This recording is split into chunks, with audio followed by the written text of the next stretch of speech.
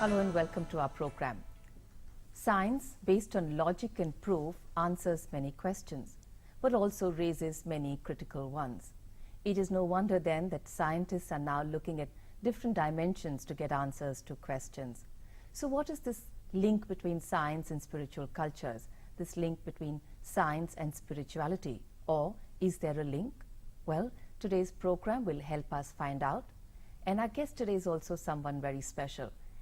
I wonder how to introduce him.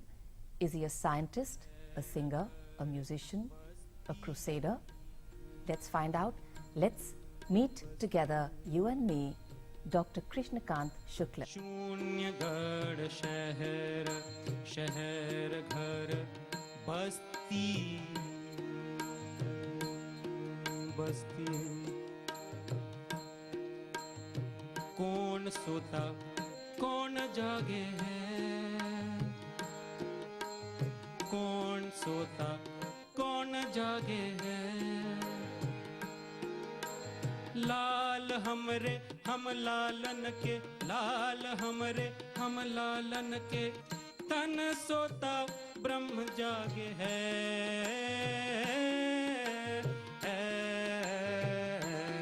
Dr. Shukla, welcome to our show. You are a doctor in physics and you have been teaching astronomy in the US. Yes. And now you are this wandering crusader going through the villages and rural parts of India trying to get a lot of information and a lot of knowledge. You're seeking from the village and from the grassroots a lot about yourself and about the country. So tell us a bit about this journey. As you said that by training and education I'm a scientist.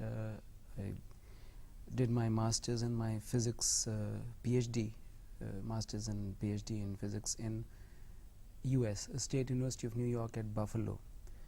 And but I come from the city of Varanasi in India, that's my hometown. And so all those impressions and sanskaras that I had received, you know, from my deep Indian roots, from being in Banaras, they sort of they became active, more active when I was in the US. And strangely, as you mentioned, that science and it seems on the surface that the world of spirituality, adhyatma it is called in Hindi, is diametrically opposed to science. You think of science as being sort of objective and, you know, rationalistic, logical, whereas in spirituality you have, you know, things like faith and belief, you know, sometimes actually to the modern educated mind the word faith translates as superstition or blind faith. The word ritual translates into empty ritual. It's not necessarily like that, but the good news is that physics, especially theoretical physics, if you really go deep into it and go take it to the very end, then you have no option but to become mystical, become a mystic, become a seeker, because you begin to realize how tenuous or really how thin, you know, the entire belief system is. And you realize actually that science, which is essentially a Western science, is also a belief system. In essence, it is not really different from a religion. There are leaps of faith involved at almost every step of the way. We don't see it that way because we are taught, you know, in that way from childhood, that science is objective and it's scientific and it's, you know, Based on proof and all that. QED types. Okay. Yes. But as this talk unfolds, hopefully I will be able to illustrate this point. So I just want to again go back to your being in the States. You were there in the US for about 13 13 years. And Yeah. you also share that then questions started coming in your mind and you took this complete leap of faith again, Yes. gave up everything and came back to India. What inspired that transition? Partly, of course, I was always clear in my mind that I wanted to go to the US to study and gain some experience and then come back. I didn't want to stay there. But this switch from physics to music and, you know, what you call, you know, spirituality, there are many streams that went into making this happen. I don't know where to start. One of them was that my work was theoretical, theoretical physics, and the language of physics is mathematics. So I was during my PhD years, and also I was all the years that I was doing my PhD, I was also teaching. I was appointed as a visiting lecturer in the same university, so I was teaching full courses, classes with 500 students. It was something that I, at the time when I was going through this process, I couldn't understand it, but this engagement with theoretical physics and mathematics was making me more and more musical. I was getting more and more sensitive towards musical passages and musical intricacies. I always loved music ever since a child, and I was always gifted musically. I used to, by the time I was 13-14 years old, I could play about 14-15 instruments, Really? self-taught, Okay. So it was a gift that I must have brought over from a previous life. My mother was responsible, she's an excellent mother. She used to, I'm the youngest of 4 boys, no girls. Okay. So when we were young, she would just buy good quality instruments, not toys, but real instruments like bongo, tabla, harmonium, piano, accordion. She bought for me when I went to England with her. She's a doctor also and a child specialist. So she would buy all these instruments, leave them lying around the house, and just encourage us to play with them. There was no heavy trip, that koi master ji aake sikhaye. Although that would not have been bad, but there was no pressure on us. No pressure. Okay. So through play, we all became good musicians, And by the time I was 13-14, I had taught myself to play all these instruments. So all the 4 brothers are interested in music? Yes, they're all very good musicians. They are actually my first teachers. I learned, they're all older to me. How And lovely. we actually formed a band in Banaras. We used to live inside the campus of Banaras Hindu University because both my parents were professors there. Okay. So we had formed a band called the Shukla Brothers. So I learnt a lot from them. But anyway, so music was in my blood. तो खैर उसमें जो physics और math है उसको मैं जितना ज़्यादा मैं उसमें डीपली इन्वॉल्व हो रहा था उतना ज़्यादा हमारी म्यूज़िक जो है के संस्कार और ज़्यादा स्ट्रॉन्ग हो रहे थे. I was becoming more and more musical. इसका आंसर मुझे बहुत साल बाद मिला. वहाँ पे यूएस में वो fMRI बोलते हैं, फंक्शनल मैग्नेटिक रेजोनेंस इमेजिंग. उन्होंने बहुत स्टडी किया है तो पता चला है कि ब्रेन में जो न्यूरॉन्स होते हैं उनका जो फायरिंग पैटर्न होता है for physics, for mathematics and for music identical है. It's identical. यानी कि इसको, इस स्टेटमेंट को मैं इस तरह से समझता हूँ कि as far as the deep inner core of the brain is concern, whether there is beauty and symmetry and harmony in nature, there are beautiful patterns and colors etc. in nature, and so whether our brain samples them through equations, through numbers, through the equations of physics, or as is more common, we sample that through music, because music, when you break it down into mathematics, it's the Fibonacci sequence and all those, it's beautiful mathematical proportions come. All these notes, the sa re ga ma pa, they form a beautiful, mathematical sequence, Fibonacci sequence, etc. Okay. So as far as the deep inner core brain is concerned, whether you are engaging in music or in mathematics, it's the same thing. And scientists in the US, very interestingly, they applied this. Now there are many schools in America, and I would like to introduce this idea in India also. If the child is not doing well in mathematics, then instead of punishing the child or doing any kind of stress, give the child music lessons. 5-6 महीने के लिए उनको music सिखाओ. Mathematics में अच्छे number नहीं आ रहे हैं, म्यूजिक सिखाइए उसको. फिर उसके बाद मैथ में वापस लाते हैं तो उनके नंबर अपने आप से इम्प्रूव कर जाते हैं. That's brilliant. हाँ, तो ये जो अंडरग्राउंड कनेक्शन है physics, mathematics, music, and of course when you talk about music, especially Indian classical music, then you can't separate it from spirituality, from adhyatma. उसकी कोर ही उसी से बनी है.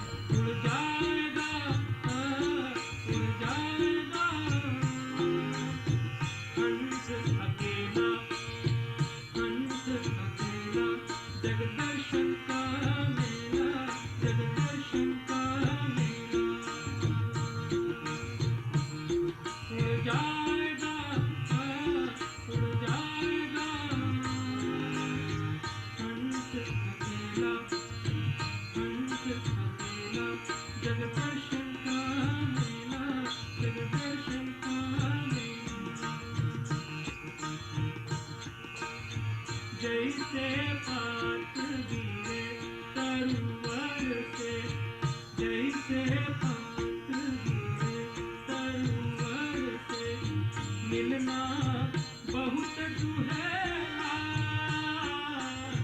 मिलना बहुत दुहेला,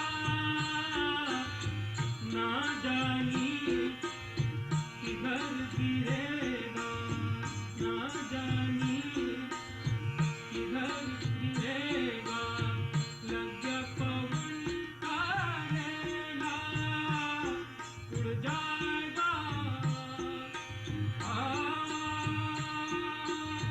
तो आपने फैसला किया कि आप अपने जीवन का कुछ साल इस चीज़ को डेडिकेट करना, इसको समझने में हाँ, बिताना चाहते क्योंकि हैं। हमको बड़े सारे म्यूजिकल रियलाइजेशंस हो रहे थे और फिर कुछ पर्सनल, जब हम अपनी पीएचडी ख़त्म कर ली थी और हम एस्ट्रोनॉमी पढ़ा रहे थे, तो वहाँ पे कई सारी बातें थी। एक तो वो बहुत सुंदर जगह थी, जैसे अपना दार्जिलिंग है या शिमला है, तो वहाँ पे एक छोटा सा पहाड़ों में एक शहर है ओनियोंटा, वो कैटस्किल माउंटेन्स में है।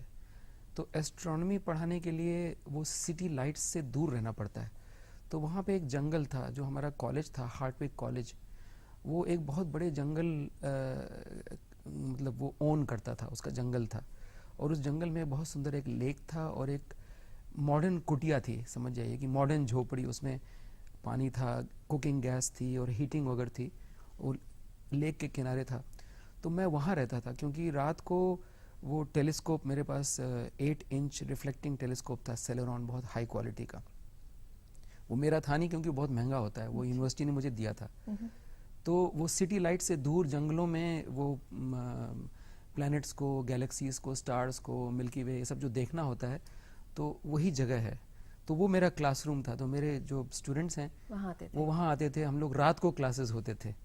अब जैसे सैटर्न को देखा तो लगता था कि इतना सुंदर ऑब्जेक्ट तो स्काई में है नहीं। It looks, Saturn looks like a Yogi in meditation, एकदम ऑरेंज, और वो मतलब बड़ा, इट्स अ वेरी मूविंग, क्योंकि आप देखते हैं, आप समझ रहे हैं कि वो कोई हम पिक्चर नहीं देख रहे हैं, कोई फोटोग्राफ नहीं, वो रियल। तो इनको अपने शास्त्रों में इनको लिविंग बीइंग्स माना गया है। बुध, शुक्र, पृथ्वी, मंगल, बृहस्पति, शनि, ये सब जो है, और इनके कैलकुलेशंस, राहु, केतु, इनको इंग्लिश में लेफ्ट एंड, ये सब मिथोलॉजिकल नहीं है, दे आर रियली देयर। और इनके जो कैलकुलेशंस हैं ऑर्बिट्स के, और वो जो एक होता है precision of the equinoxes, 26,000 year cycle है वो, तो वो बिल्कुल टू द डेसिमल पॉइंट हम लोग के ऋषि मुनि लोगों ने, भास्कर राय ने, आर्यभट्ट लोगों ने इसको एकदम परफेक्ट कैलकुलेशन किया है। और वो टैली करता है आज के टैली, बिल्कुल टैली करता है। ये बहुत ही मतलब इंटरेस्टिंग बात है कि विदाउट कंप्यूटर्स वो लोग कैसे ये कर लेते थे, बहुत एग्जैक्ट है वो।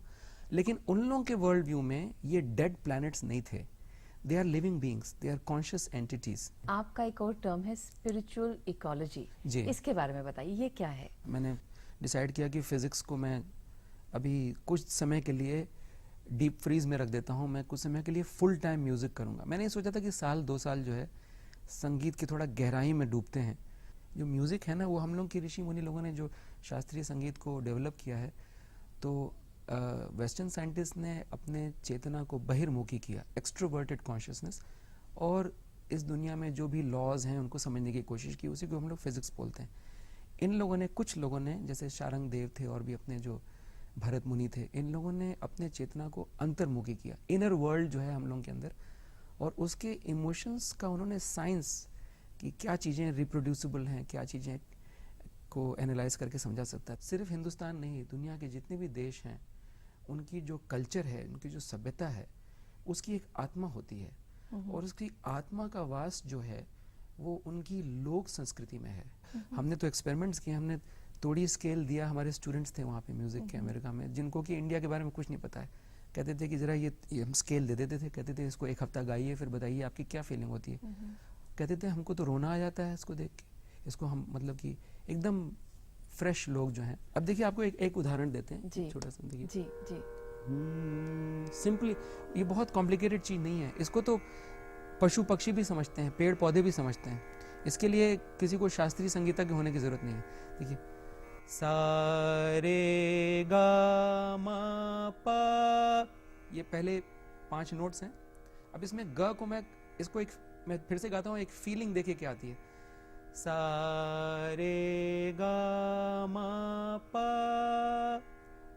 अब मैं ग को कोमल कर देता हूं, सा रे गा मा पा, सा रे गा, पहले वाला सा रे गा, एकदम फीलिंग दूसरी, एक थोड़ी सी एक सैडनेस, मेलांकोली, एक पैथोस की फीलिंग आ जाती है। बिल्कुल। अभी मेरे को एक छोटे से विराम के लिए जाना होगा। जब हम विराम के बाद वापस आएंगे जी। तो इसी प्रश्न का अगला हिस्सा हम लेंगे। Sure. तो अभी एक छोटा सा विराम लेते हैं, आप कहीं जाइएगा नहीं। जल बिच कमल कमल बिच कालिया भंवर बासना लेता है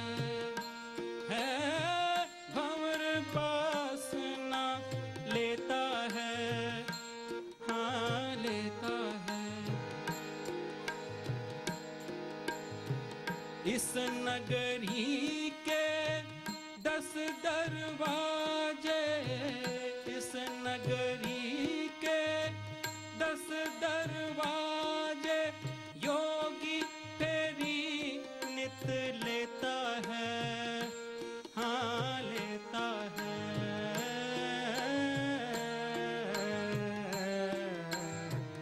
शून्यगढ़ शहर, शहर घर बस्ती। लाल दिखाता है, इग्नोर कर। इस लाल की तो आ रहा है और फुला। अब रेड में ब्लू मिक्स कर।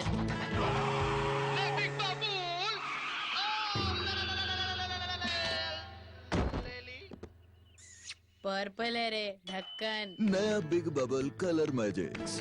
2 कलर्स की बबल गम साथ चबाओ और बनाओ तीसरे कलर का बबल। Colour magics.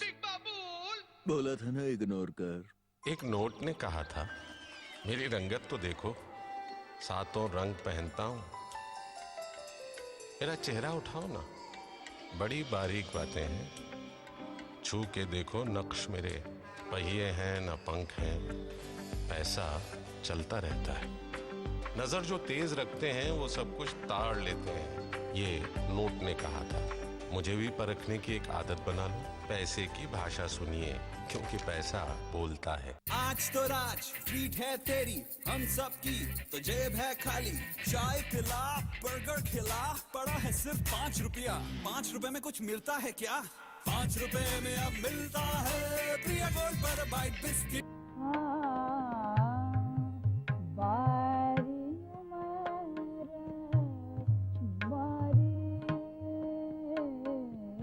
अगर संगीत की शिक्षा लेनी हो तो केवल आपको रागदारी संगीत समझने के लिए केवल रियाज करना है, रागों के बारे में समझना है, तालों के बारे में समझना है। लेकिन मुझे लगता है कि हर भारतीय संगीत के विद्यार्थी के लिए उतना ही ज़रूरी है कि वो कम से कम एक भारतीय भाषा को अच्छी तरह जानने की चेष्टा करे।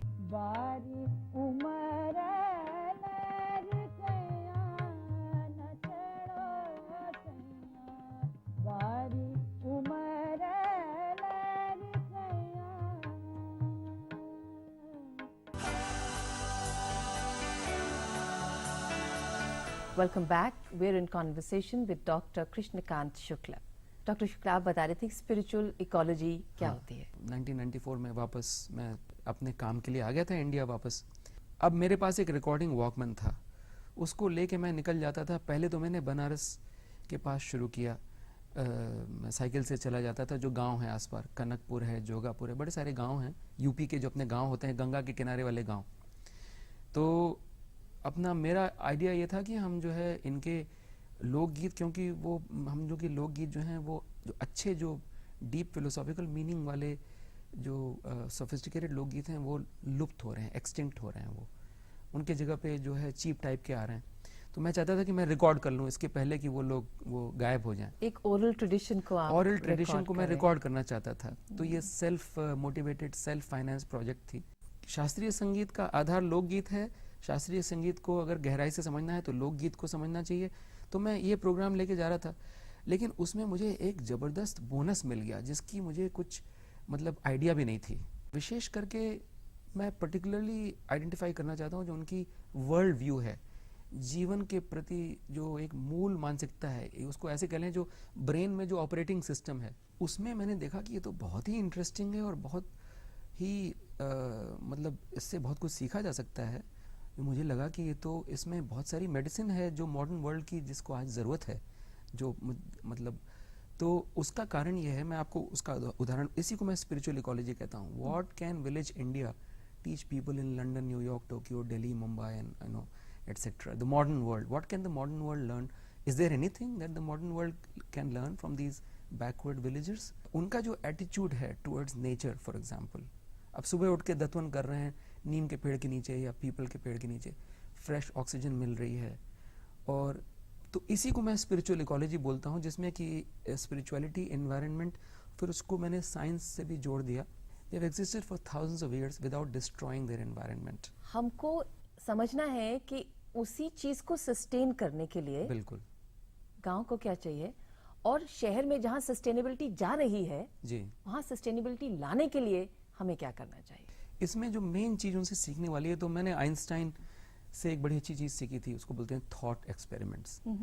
तो वो ज़्यादातर, तो एक थॉट एक्सपेरिमेंट मैंने यहाँ पे भी किया। अगर आप बनारस आएंगे तो आप देखेंगे कि लोग जो है, ये गांव के लोग हैं या साधु जो हैं, गांव के लोग भी, बनारस के लोग, वो सुबह जब सूरज उग रहा होता है ना, तो कमर भर के गंगा जल में वो खड़े हो जाते हैं, सूरज को प्रणाम करते हैं। तो मैं इमेजिन करता हूँ अपने थॉट एक्सपेरिमेंट में, मैं एक मॉडर्न साइंटिस्ट, कोई फिजिसिस्ट है, मेरा दोस्त है, मैं उसको अपने साथ वहाँ मैंने खड़ा किया हुआ है, और फिर मैं उससे पूछता हूँ कि सुनो, तुम ये करोगे जो ये कर रहा है, तुम गंगा में वेस्ट डीप वाटर में खड़े होके तुम सूरज को प्रणाम करोगे? वो कहेगा कि मैं नहीं करूँगा। मैं कहूँगा क्यों? कहेगा कि अरे वो तो हाइड्रोजन है, हीलियम है, सूरज क्या है? It's a very hot ball of gas, very big hot ball of gas, you know, with thermonuclear fusion going on inside. Hydrogen, helium है। तो I am not in the mood to bow down to a very big hot ball of gas. क्योंकि मैं physicist हूँ, तो मैं थोड़ा सा उसको क्वेश्चन करूँगा इसके लिए। मैं कहूँगा कि भाई हीलियम तो 2 हाइड्रोजन एटम्स हैं, तो हाइड्रोजन ही है ना, hydrogen is the main thing, तो आप बताइए हाइड्रोजन क्या है? वो कहेगा protons with electrons revolving around it.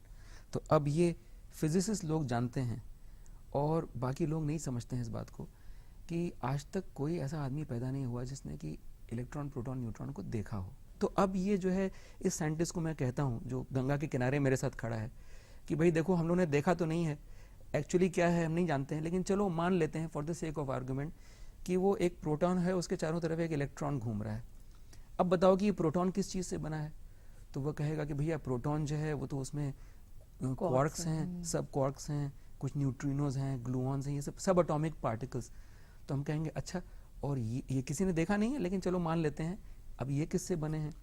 तो अब उसको नहीं पता है, लेकिन जो लेटेस्ट जो लोग मानते हैं, इसको अभी प्रूफ नहीं है, लेकिन स्ट्रिंग थ्योरी कहते हैं। स्ट्रिंग थ्योरी बड़ी एलिगेंट है, इसका कोई प्रूफ नहीं है, लेकिन काफ़ी लोग मानते हैं कि शायद ऐसा ही होगा कि जो फंडामेंटल पार्टिकल है, जिससे कि इन पार्टिकल से आप भी बनी हैं, हम भी बने हैं, ये माइक्रोफोन भी बना है, ये सब टेबल, हमारे माता पिता भी उसी से बने हैं, ये सारा कमरा भी उसी से बना है। वो कौन सा पार्टिकल है, वो कौन सी चीज़ है जिससे कि सब कुछ बना है? यानी भगवान का विकल्प, ईश्वर का, हम लोग एक थियोलॉजी ऑफ मैटर, हम साइंस को बोलते हैं थियोलॉजी ऑफ मैटर। तो वो स्ट्रिंग है जो कि एक 10 डायमेंशनल स्पेस में एक वर्म, केंचुए टाइप का एक पार्टिकल है, और उसके अलग अलग स्टेट्स जो हैं, अलग अलग प्रोजेक्शंस कह लीजिए, तो वही इलेक्ट्रॉन, प्रोटॉन, न्यूट्रॉन बन जाते हैं, यानी कि उसी के सब रूप हैं। तो अब मैं उससे पूछूंगा कि ये स्ट्रिंग क्या है भाई, तो कहेगा मुझे नहीं मालूम है। और मैंने अच्छे साइंटिस्ट से मैं पूछता था कि व्हाट इज मैटर, तो कहते थे मुझे नहीं मालूम है। Basically matter is a mystery. That scientist जो सूरज को प्रणाम नहीं करेगा, he is choosing to believe that it is a dead ball of gas. या either he has been educated into believing, और he has been brainwashed into believing, or he has somehow chosen to believe that I am choosing to believe that the sun is a dead ball of gas without really being able to explain what he means by that. वो साधु जो सूरज को प्रणाम कर रहा है, उससे मैं पूछूंगा तो वो भी एक्सप्लेन, वो कहेगा कि भैया वो तो ऐसा है कि उसमें अवेयरनेस है, उसमें कॉन्शियसनेस है, सूर्य भगवान में कॉन्शियसनेस है, वो ब्रह्म की ज्योति है, हम उनको प्रणाम, उनके अंदर वही तत्व है जो मेरे अंदर है, इसलिए हम उनको जब प्रणाम करेंगे तो वो एक इन्फिनिट इंटेलिजेंस उनके अंदर है, वो हमको रिकग्नाइज करेंगे, हमको गाइडेंस मिलेगा, प्रोटेक्शन मिलेगा। तो अब उसको हम लोग रिलीजन कहेंगे, उसको हम लोग बकवास कहेंगे, उसको हम लोग ब्लाइंड फेथ बोलेंगे, लेकिन सच पूछा जाए तो qualitatively they are not different. अब आप पूछ सकती हैं मेरे से कि मैं क्या बिलीव करता हूँ। मैं ये सोचता हूँ कि they are both right, the truth is in between. The point I'm trying to make here is not that the sadhu is right and the physicist is wrong, or that the physicist is right that the sadhu is wrong, but reality के अलग अलग descriptions हैं। हम सबका अलग अलग belief है, but क्योंकि मेरा बिलीफ है इसका ये मतलब नहीं है कि आपके बिलीफ की कोई मान्यता नहीं। जी, You know, ji. let's give due respect to all beliefs Absolutely. and believe that there are other beliefs which could be equally true for the other person. Yes, अगर आप उपनिषद और योग वशिष्ठ अगर पढ़ें तो समझ में आता है कि consciousness condenses into mind, mind condenses into energy and energy condenses into matter। यानी कि जो आइंस्टाइन का जो इक्वेशन है E is equal to mc square, सब लोग जानते हैं, उसमें एक मिसिंग टर्म है माइंड कॉन्शियसनेस। अभी वो लोग ये देख लिया कि एनर्जी और मैटर इंटर कन्वर्टेबल हैं, लेकिन जो कॉन्शियसनेस है वो भी उसका भी एक टर्म, वो उसको इसलिए नहीं डाला गया है कि साइंटिस्ट ये नहीं समझ पा रहे हैं, फिजिसिस्ट, की कॉन्शियसनेस को डिफाइन कैसे करें और फिर उसको पैरामीटराइज, उसको नंबर्स में कैसे रिप्रेजेंट करें, ये तो बहुत दूर की बात हो। लेकिन अब हमारे और आप हम लोग जो यहाँ बैठे हैं, इसमें इस डिस्कशन की रेलेवेंस ये है कि जो विलेज इंडिया का वर्ल्ड व्यू है उसके उन्होंने अपना एनवायरनमेंट क्यों नहीं डिस्ट्रॉय किया। उन्होंने अपना एनवायरनमेंट हजारों साल से वही वर्ल्ड व्यू चला आ रहा है। वो काउ बेस्ड इकोनॉमी उन्होंने क्यों बनाई, ऑयल बेस्ड इकोनॉमी इसलिए नहीं बनाया कि supreme principle of creation is consciousness, and once consciousness has a form, it has a personality. तो इसलिए मतलब कि जो नदियां हैं, गंगा माँ हैं, तो ये पीपल जो है उनको प्रणाम करो, तुलसी को प्रणाम करो, आंवले को प्रणाम करो, बरगद को प्रणाम करो, हिमालय को प्रणाम करो, सूरज को प्रणाम करो, चंद्रमा को प्रणाम करो, और बृहस्पति, शनि, ये प्लैनेट्स हैं, इनको प्रणाम करो, क्योंकि अल्टीमेटली ये सब कॉन्शियस एंटिटीज हैं। तो ये जो वर्ल्ड व्यू है, वैदिक वर्ल्ड व्यू है, इसका मैथमेटिकल कॉन्सिक्वेंस है कि जो वे ऑफ लाइफ है उसमें नेचर सेक्रेड है। नेचर को हम लोग, ये जो गॉड्स एंड गॉडेसेस हैं, ये सब बकवास नहीं है, ये they are anthropomorphic representations of cosmic forces. Cosmic forces को भी इनफैक्ट इवन आपको जान के आश्चर्य होगा कि even time and space, Shrimad Bhagavat में even time and space are conscious entities, इनकी भी कॉन्शियसनेस होती है। वो ग्रैंड सेंट्रल स्टेशन में, न्यू दिल्ली सेंट्रल स्टेशन में आप सब लोगों को हटा दीजिएगा, उस स्पेस में जो कॉन्शियसनेस आपका जो एहसास होगा, वो हिमालय में किसी गुफा में आपको वो कॉन्शियसनेस नहीं मिलेगी, आपको दूसरी कॉन्शियसनेस मिलेगी। तो क्योंकि कॉन्शियसनेस जब सुप्रीम प्रिंसिपल बना देंगे, देन नेचर बिकम्स सेक्रेड। फिर हम लोग इस तरह की टेक्नोलॉजी नहीं बनाएंगे, हम लोग प्लास्टिक नहीं बनाएंगे, हम लोग न्यूक्लियर बॉम्ब्स या न्यूट्रॉन बॉम्ब्स नहीं बनाएंगे, हम लोग इस तरह की गैसेस नहीं बनाएंगे जिससे कि ओजोन लेयर में छेद हो जाएगा। ये मतलब कि ये बात बहुत ही इम्पॉर्टेंट है कि विलेज इंडिया जो है वो हजारों साल तक they have lived while preserving their environment without trashing their environment। People के पेड़ की पूजा करते हैं। अब आज साइंटिस्ट बताते हैं कि किसी ने रिसर्च की थी कि उससे बड़ी ऑक्सीजन प्रोड्यूसिंग फैक्ट्री दुनिया में नहीं है। 1 घंटे में वो 18 किलोग्राम ऑक्सीजन, यानी कि 1.5 cylinders of gas, oxygen gas, एक जो गैस का सिलेंडर होता है ना हम लोग का कुकिंग सिलेंडर, वो 1.5 सिलेंडर, एक छोटा पीपल का पेड़ 1.5 घंटे में एक गैस सिलेंडर तैयार कर देता है ऑक्सीजन का। तो ये बड़ा इंपॉर्टेंट है। ये मॉडर्न वर्ल्ड को बड़ी सारी बातें सीखना है विलेज इंडिया से, कि उन्होंने, अब जैसे काउ बेस्ड इकोनॉमी थी तो सारा जो है फर्टिलाइजर रहता था, सब कुछ, कितनी सारी चीजें रहती थी। अब ऑयल बेस्ड इकोनॉमी है, उसका परिणाम आप लोग देख रहे हैं। यही स्पिरिचुअल इकोलॉजी है, इसमें science, spirituality in the environment and village India as a living model of sustainability. ये जो बिलीफ्स हैं जी, to a great extent, if you read the meaning deeper and beyond, you understand कि it's about respect. yes, but when does it translate into superstition and become negative for the individual? ये कब इंसान के लिए ही गलत कब हो जाते हैं, जब हम डर में या बिलीफ में, घबराहट में जीने लगते हैं? जितने भी वेल एजुकेटेड जो अवेयर लोग हैं, people who are in any way awake, ये उनकी ड्यूटी हो जाती है, क्योंकि आज की दुनिया में सुपरस्टिशन भी बहुत है। तो हम जैसे गांव की हम मतलब उसको हम एज ए मॉडल रिप्रेजेंट कर रहे हैं, लेकिन हम रोमांटिसाइज नहीं कर रहे हैं। हम वहाँ पे, आई एम अवेयर कि वहाँ पे भी आपको सुपरस्टिशन मिलेगा, ब्लाइंड फेथ भी मिलेगा। तो लेकिन ये एजुकेशनिस्ट की एक्चुअली रियल एजुकेशन ये नहीं है कि the capital of Venezuela is Caracas या न्यूटन्स लॉज को हम लोग रटा दें स्टूडेंट्स को, लेकिन उनको ये टूल्स दें कि they are able to shift, जो लोग करते थे ना पैनिंग फॉर गोल्ड। अब ये ज़रूरत है कि हम लोग जो है उसको, अब इसी में पेरेंट्स जो अथॉरिटी फिगर्स हैं और जो हम लोग के एजुकेशनल इंस्टीट्यूशंस हैं, ये चीज़ ये कम हो पाती है, लेकिन ये बहुत इंपॉर्टेंट है। ये this is the real skill which if I as a educationist will try to teach my student. अगर आप पढ़िए उपनिषद को पढ़िए, श्रीमद् भागवत को पढ़िए, योग वशिष्ठ को पढ़िए, बार बार कहते हैं कि यू डोंट, ये खुद कहते हैं, ये किताबें खुद कहती हैं कि ये सब पढ़ने की चीज़ नहीं है, ये करने की चीज़ें हैं। तुम पढ़े के पंडित मत बनो, तुम करे के पंडित बनो। हम लोग जो कुछ बता रहे हैं एक्सपेरिमेंट करो, जैसे तुम लोग लैब में एक्सपेरिमेंट करते हो, एक्सपेरिमेंट करो। हम लोग तुमसे कहते हैं कि अगर तुम ध्यान करोगे, ध्यान करने का मतलब है अपनी आत्मा से बातें करना, उसका यही मतलब है कि अपना आंखें बंद करके दुनिया को कुछ देर के लिए ब्लॉट आउट करके आप जरा अपने आत्मा से भी तो पूछिए कि वो क्या चाहती है। उसी को हम लोग ध्यान कहते हैं। आप करके देखिए, कहते हैं खुद करिए। हाँ, और रिजल्ट खुद करके देखिए। कुछ बिलीफ का कोई उसमें कॉन्सेप्ट है ही नहीं है, इसलिए मुझे अल्टीमेटली बहुत अच्छा लगता है। और जो गुड न्यूज़ ये है कि फिजिक्स में जो विशेष करके पिछले 5-10 साल में जो डिस्कवरीज हो रही हैं, उसमें वो कहते हैं कि हम लोग जो ऑब्जर्वर है, जो जिसको हाइजेनबर्ग अनसर्टेनिटी प्रिंसिपल को बहुत आगे ले गए। एक एक्सपेरिमेंट हुआ है क्वांटम एंटेंगलमेंट, उसने फिजिक्स की वर्ल्ड को एकदम हिला दिया है कि 2 इलेक्ट्रॉन्स को लिया जो कि बिल्कुल आइडेंटिकल हैं, उसको आप बस उनका जो है उनको लिंक कर दिया है। जैसे आइडेंटिकल ट्विन्स होते हैं इलेक्ट्रॉन्स, उनके स्पिन होते हैं ना, spin up and down spin, उनको यूनिवर्स के बिल्कुल opposite thousands of miles apart भेज दिया। इसके स्पिन को उन्होंने फ्लिप किया तो दूसरे का इंस्टेंटेनियसली फ्लिप हो जाता है। मतलब कि एक लाइट का सिग्नल इससे वहाँ पे ट्रैवल करेगा ताकि इसको पता चले, जो जुड़वा भाई है उसको पता चले कि भाई मेरे भाई ने अपना स्पिन को फ्लिप कर दिया है, तो मुझे भी अपना कर लेना चाहिए। इसको थोड़ा सा टाइम लैग लगेगा ना इस नॉलेज को पहुंचने में। According to Einstein nothing can travel faster than speed of light, लेकिन वो इंस्टेंटेनियसली हो जाती है। So that means there is something else. हाँ, तो इससे ये एक तरह से ये संकेत मिल रहा है कि every particle of the universe is connected to every other part, every other part. हम लोग सोचते हैं ना, अब अचानक से एस्ट्रोलॉजी की साइंटिफिक बेसिस आ गई है। अब ये लोग जो आके टीवी पे बयान देते हैं कि ये एस्ट्रोलॉजी जो है, ये कैसे पॉसिबल है कि सूरज और चांद आपको इन्फ्लुएंस कर रहे हैं और मंगल ग्रह आपको इन्फ्लुएंस कर रहा है, ये सब बकवास है। अब फिजिक्स कहती है कि नहीं, आपके अंदर जो पार्टिकल्स हैं, अगर वहाँ पे कुछ हो रहा है तो कहीं ना कहीं पे वो आपके बॉडी में रजिस्टर हो रहा है।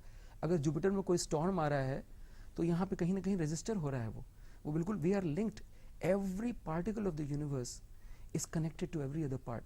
और अब देखिए ये क्लोनिंग का आप जानती हैं कि अब कुछ थोड़ा सा टिश्यू सैंपल लेके एक नया ऑर्गेनिज्म खड़ा हो सकता है। यानी कि every particle of the universe contains information about every other part. Physics ये बता रही है। और हम लोग के यहाँ पे वो ईशोपनिषद में एक श्लोक है, ओम पूर्णमदः पूर्णमिदं पूर्णात् पूर्णमिदच्यते पूर्णस्य पूर्णमादाय पूर्णमेवावशिष्यते। यानी that with the capital T, the infinite reality is infinite and complete, the macrocosm. This the microcosm, the particle, is also infinite and complete. From infinity comes infinity, and if from infinity, if you subtract infinity, what remains is still infinite. Set of natural numbers से जो infinite set है, आप odd numbers को हटा दीजिए जो कि infinite set है, तो what remains is the set of even numbers जो कि फिर भी infinite है.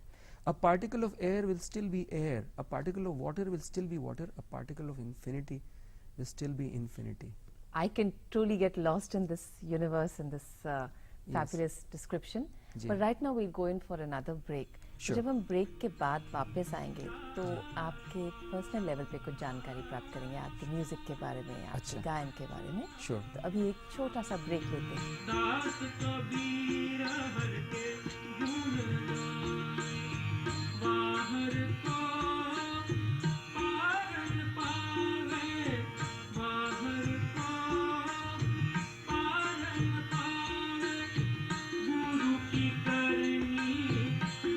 जाएगा, गुरु की करनी गुरु जाएगा.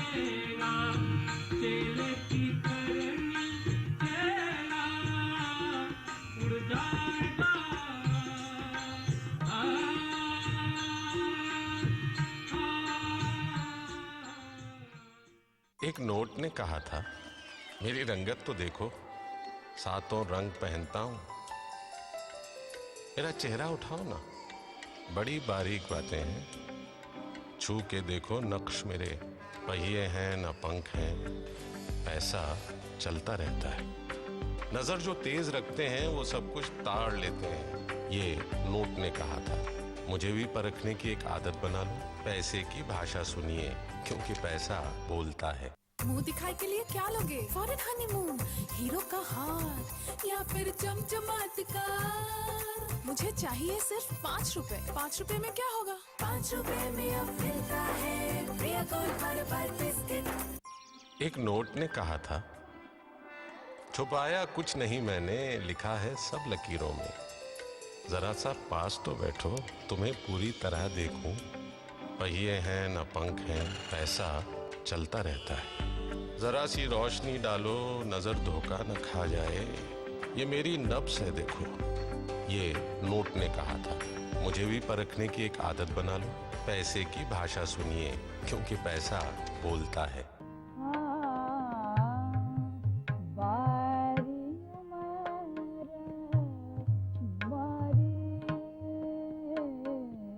अगर संगीत की शिक्षा लेनी हो तो केवल आपको रागदारी संगीत समझने के लिए केवल रियाज करना है, रागों के बारे में समझना है, तालों के बारे में समझना है, लेकिन मुझे लगता है कि हर भारतीय संगीत के विद्यार्थी के लिए उतना ही ज़रूरी है कि वो कम से कम एक भारतीय भाषा को अच्छी तरह जानने की चेष्टा करे। बारी उमर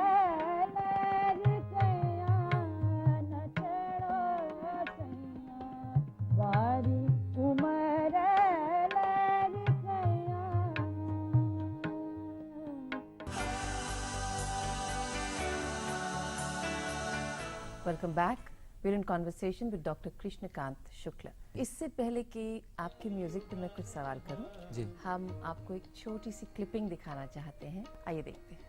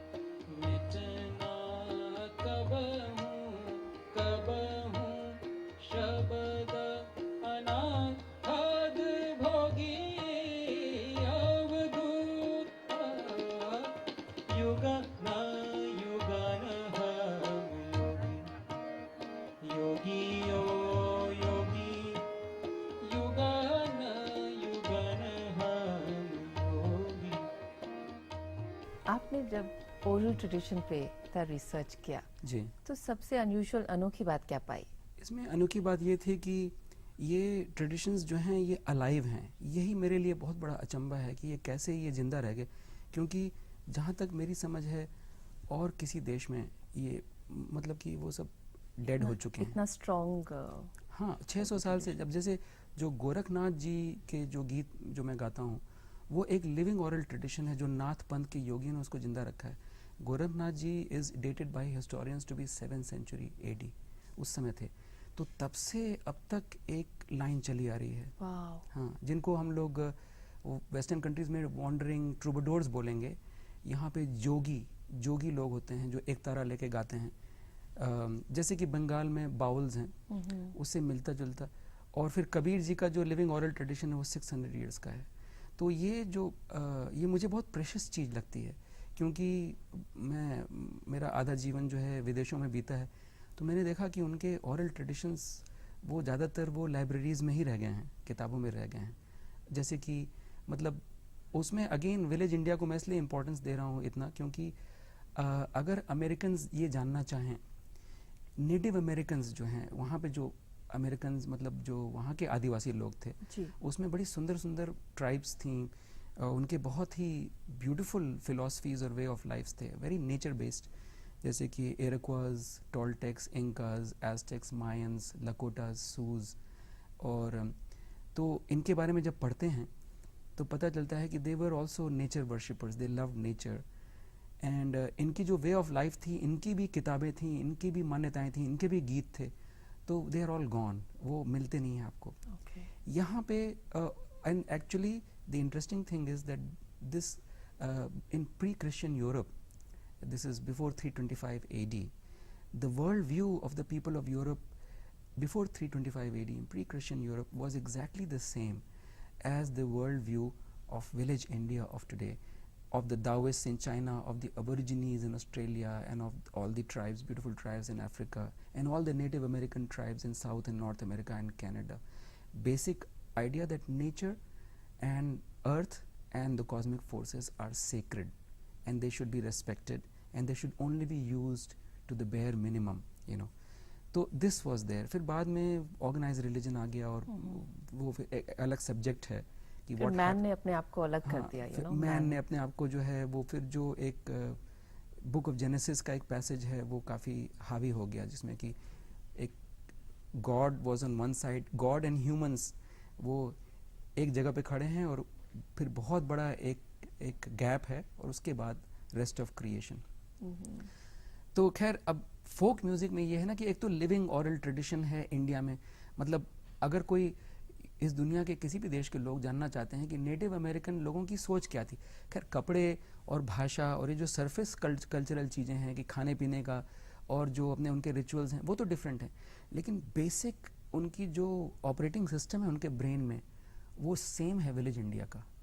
वो लोग ब्रदर सन सिस्टर मून, हम लोग चंदा मामा, बिल्ली मौसी, चूहे मामा, मतलब हर चीज़ को रेस्पेक्ट के साथ हम लोग जो है एक रिश्ता कायम करके, एक रिश्ता कायम करके, एक इमोशनल।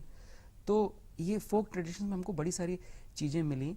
अब जैसे कि हमको एक फोक म्यूजिशियन मिला तो वहाँ पे पिथौरागढ़ ज़िले में, तो वो बकरी भी रखता था, बकरी चराता था। तो उसको मैंने कहा मुझे थोड़ा बकरी का दूध दे दो, तो कहता है मैं नहीं दूंगा। उसके पास हिमालय की बकरी थी बहुत अच्छी, तो मैंने कहा कि मैं तुमको पैसा दे दूंगा, तुम जितना चाहते हो, मुझे बकरी का दूध बहुत पसंद है। उसने कहा नहीं मैंने बेचूंगा नहीं। हमने कहा कि उसके पास करीब 100 बकरियां थी, तो मैंने कहा तुम 100 बकरियों, तुम्हारा बहुत बड़ा परिवार है क्या, इतना सारा दूध तुम लोग करते क्या हो? कहता नहीं हम लोग तो उसको वेस्ट कर देते हैं, हम लोग पीते नहीं हैं। हमने कहा बहुत बड़ा वेस्ट है, तुमको पता है बकरी का दूध कितना अच्छा होता है? कहता है हाँ पता है। हमने कहा फिर वेस्ट क्यों करते हो? कहता है कि हम लोग बकरी का मांस खाते हैं। तो हमने कहा तो क्या हुआ, मांस खाते हो लेकिन दूध पीने में क्या हर्ज है? कहता है कि भैया आप लोग नहीं समझे, हम लोग जिस दिन उसका दूध पी लेंगे तो फिर वो माँ बन जाएगी, उसके बाद हम लोग उसका मांस नहीं खाएंगे। तो अब ये जो एक मतलब कि, और वो बहुत सारा पैसा जो है मैं उसको ऑफर कर रहा था एक गिलास दूध के लिए, उसको that did not matter to him. What mattered to him was what he believed in and he was affirming his emotions. वो एक इमोशनल बिलीफ है, उसका कोई लॉजिकल, हम लोग कहेंगे लॉजिकल बिलीफ नहीं है, लेकिन इमोशंस आर ऑल्सो इम्पॉर्टेंट। अब जो साइंटिफिकली और टेक्नोलॉजिकली एडवांस सोसाइटीज़ हैं उसमें इतने high number of people are on antidepressants. यही कारण है कि इमोशंस को एफर्म नहीं किया जाता है, बिलीफ जो है। अब ये बड़ी इंपॉर्टेंट चीज़ें हैं। एक ट्राइबल वुमन हमको आंध्र प्रदेश में मिली थी जी, जो हम वहाँ रिकॉर्ड करने गए थे। एक देवीपुरम नाम का एक गाँव है, बहुत सुंदर जगह है। तो ट्राइबल एरिया था, जंगली इलाका था। वहाँ पे वो सड़क के किनारे वो नारियल, हरा नारियल बेच रही थी। तो हम गए उसके पास और बहुत ही मतलब नीट एंड क्लीन, लेकिन टॉर्न साड़ी, और लग रहा था उसमें जो इन लोगों के पास जो एक डिग्निटी होती है अद्भुत होती है। तो पुअर तो थी ही। हमने उससे कहा कि हमको नारियल दे दो, तो कहती है, हमारे साथ 2 और लोग थे, हमने कहा 3 नारियल दे दो। उसने थोड़ा उठाया फिर रख दिया, कहते कि नहीं हम आपको नहीं बेचेंगे। तो हमने सोचा कि भाई क्या कर दिया हमने, उसने हम शायद हम हमारे ड्रेस को देख के, हमारी दाढ़ी वाड़ी को देख के सोच रही है कि साधु है, पैसा नहीं देगा। हमने कहा नहीं भाई, हमने पैसा उसको दिखाया। हमने कहा कि माता जी दीजिए, कृपा करिए। तो कहती है नहीं हम आप सॉरी, आप कहीं और से ले लीजिए। तो हमने सोचा कि दक्षिण भारत है, हो सकता है मैं हिंदी बोल रहा हूँ तो कुछ रीजनलिज्म का चक्कर है। तो मैं थोड़ा सा नाराज़ हो गया। मैंने कहा जब मैं आपको पैसा दे रहा हूँ तो क्यों नहीं देंगी? उन्होंने कहा कि नहीं अरे गलत मत समझिएगा भैया, ऐसा है कि आपके पहले एक के बाद एक वो 3 कस्टमर्स आए थे और सबने नारियल मेरे से लिया।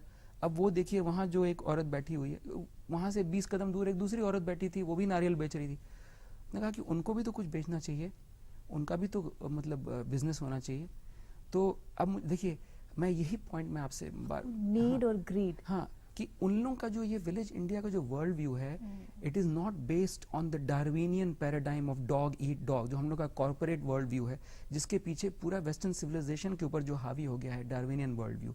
कंपटीशन, चाहे हम लोग के स्कूलों में हो, चाहे हम लोग के पॉलिटिक्स में हो, चाहे हम लोग के स्पोर्ट्स में हो, हम लोग के आर्ट्स एंड एंटरटेनमेंट में हो, एक वायरस की तरह से ये कंपटीशन हर जगह फैला हुआ है। क्योंकि वो साइंस मानता है कि this is the law of nature, competition is the law of jungle है भैया, मरो या मारो वाला न्याय है। लेकिन ये लोग जो हजारों साल से रह रहे हैं, ये जो जॉइंट फैमिली सिस्टम जिन्होंने हम लोगों को दिया, ये सिस्टम जो है ये इज बेस्ड ऑन जियो और जीने दो, कोऑपरेशन। सो यू नो, अगर हम ये नहीं कह रहे हैं कि हम लोग जो है गुफा में जाके जंगलों में जाके रहे हैं शहर के लोग, लेकिन अगर हम लोग अपने जो एक तो नंबर 1 साइंस जो है उसमें स्पिरिचुअलिटी और लव को इन्फ्यूज करना है, उसकी एरोगेंस को हटाना है। Science is badly in need of that. उसी से वर्ल्ड डैमेज हो रही है, क्योंकि साइंटिफिक वर्ल्ड व्यू पूरे दुनिया में फैला हुआ है, इंक्लूडिंग इंडिया। और साइंस के एक्सपेरिमेंट्स के लिए कोई भी कोलैटरल डैमेज हो जाए सब चलता बिल्कुल सब चलता है। अब मैं हवाई गया था, मेरे कॉन्सर्ट्स वहाँ हुए थे, मैं रोज समुद्र में तैरता था। मैं आपसे बता नहीं सकता कि क्या फीलिंग है जब एक स्कूल बस से दुगने साइज का एक प्राणी व्हेल, और इतना अहिंसक, जो छोटे छोटे प्लैंकेटॉन्स को खा के जिंदा रहता है, वो बिल्कुल किसी को हार्म नहीं करता। वो उसके बगल में हम तैरते थे, वहाँ पे व्हेल्स आई हुई थी। वो चाहता तो हमको वो जैसे हम सौंफ खाते हैं ना वैसे खा सकता था, लेकिन वो बिल्कुल, अब इतना मुझे प्यार हो गया और मुझे पता चला कि वो व्हेल पहले तो दिखाई नहीं देती थी, अब आजकल दिखाई दे रही हैं, क्योंकि there is a ban on whaling all over the world. लेकिन एक फुट नोट है उस लॉ में कि साइंटिफिक रिसर्च के लिए तो अलाउड है। तो साइंटिफिक रिसर्च के लिए हम लोग सारी गवर्नमेंट्स, दुनिया की सारी जो है समाज, सोसाइटीज, सारी गवर्नमेंट ब्लैंक चेक्स देती हैं, भाई साइंस के लिए तो आपको जो भी करना है आप कर सकते हैं। लेकिन हम लोगों को ये ब्लैंक चेक देना नहीं चाहिए, क्योंकि scientist they are not evil people. उनकी ट्रेनिंग में कुछ कमियां हैं, जो कि जिन कमियों की हमको अपने वैदिक वर्ल्ड में उन लोगों ने, वैदिक जो ऋषिज हैं उन्होंने नॉलेज को डिफाइन किया है, इन लोगों ने नहीं किया है। डेफिनेशन है कि human life is very short and the number of questions which you can ask about the universe are infinite. 100 साल की जिंदगी में आप कितना सीखोगे भैया, तो काट छांट तो करना ही है। तो let us define knowledge to be that which is of benefit to plants, animals and humans। हमेशा plants, animals, humans को include करते थे। वेद की ऋचा है, तच्छम यो रावृणी महे गातुम यज्ञायः गातुम यज्ञपतये दैवी ई स्वस्तिरस्तु नः स्वस्तिर्मानुषेभ्यः ऊर्ध्वं जिगातु भेषजं सन्नो अस्तु द्विपदे शम चतुष्पदे। वो लोग जब कोई यज्ञ करते थे, कोई पूजा करते थे, कोई ध्यान करते थे, तो हमेशा कि उसमें जो 2 leggeds हैं ह्यूमंस, 4 leggeds हैं एनिमल्स, ऊर्ध्वम जिगातु भेषजम, जितने भी पौधे हैं, जितने भी पेड़ हैं, इसका बेनिफिट सबको मिले, ये हमारे भाई बहन हैं। Cooperation, living in cooperation with nature, तो ये बड़ा इंपॉर्टेंट है। और ये सब फोक म्यूजिक में ये सब आ जाता है। Folk music is a beautiful package, उसमें फिलॉसफी भी है। अभी आपने जो गाना सुना यहाँ पे, सब ही ठौर जमात हमरी, every place is my home, सब ही ठौर पर मेला, wherever I am there is a festival and a carnival। सब हम हैं, सब हम माए, सब हैं हम माए, हम हैं बहुरी अकेला।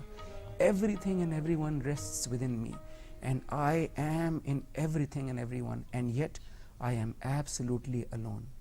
कितनी सुंदर फिलॉसफी है। Very beautiful। एक ये एटीट्यूड है, मतलब कि स्पिरिचुअल इकोलॉजी का मतलब है कि how eye view my self and how eye view the world around me.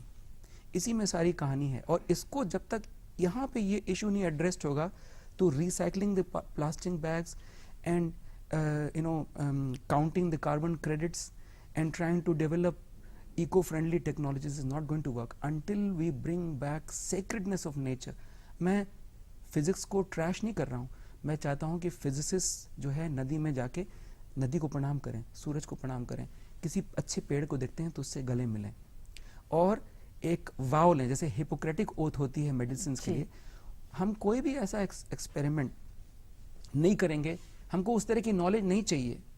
जब यहाँ पे सूर्य सिद्धांत जो कि हजारों साल पुराना है, उसमें प्रिसेशन ऑफ द इक्विनॉक्सेस उन्होंने सेकंड डेसिमल प्लेस तक कैलकुलेट कर लिया है। जब अथर्ववेद की ऋचा में है कि मंगल ग्रह के बारे में कि धरणी गर्भ संभूतम विद्युत कांत समप्रभम कुमारम शक्ति हस्तम च मंगलम प्रमाम्यम, यानी कि मंगल ग्रह पृथ्वी के गर्भ से पैदा हुआ है। एक जो मॉडर्न एस्ट्रोनॉमी में भी एक ये थ्योरी मतलब कंसिडर होती है इसके कि जब प्लैनेटेसिमल्स थे, जब प्लैनेट्स बन रहे थे, तो एक बहुत बड़ा प्लैनेट बना, फिर कोई एक्सप्लोजन हुआ, कोई वॉल्केनिक एक्सप्लोजन या कोई मीटरराइट, और वो अंतरिक्ष में अलग अलग हो गए, यानी कि एक कॉस्मोलॉजी भी है उसमें। तो ये विदाउट टेलीस्कोप्स, विदाउट कंप्यूटर्स, बैठ जब यहाँ तक ये भी मेंशन है कि अथर्ववेद में कि there is vacuum on the moon, शून्य है। अब यहाँ से बैठे बैठे कैसे उन्होंने पता कर लिया?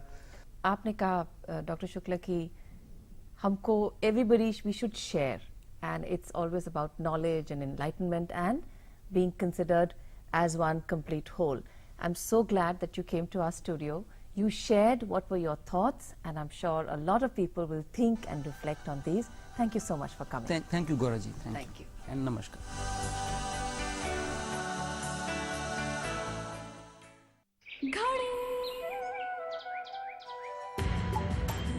हमारा संकल्प कि हम बनाएं कुछ बेहतर और बेहतर, इससे ही जीत पाए हैं हम करोड़ों परिवारों का विश्वास। घड़ी डिटर्जेंट पाउडर अब और अधिक शक्तिशाली। पहले इस्तेमाल करें फिर विश्वास करें। एक नोट ने कहा था, छुपाया कुछ नहीं मैंने, लिखा है सब लकीरों में।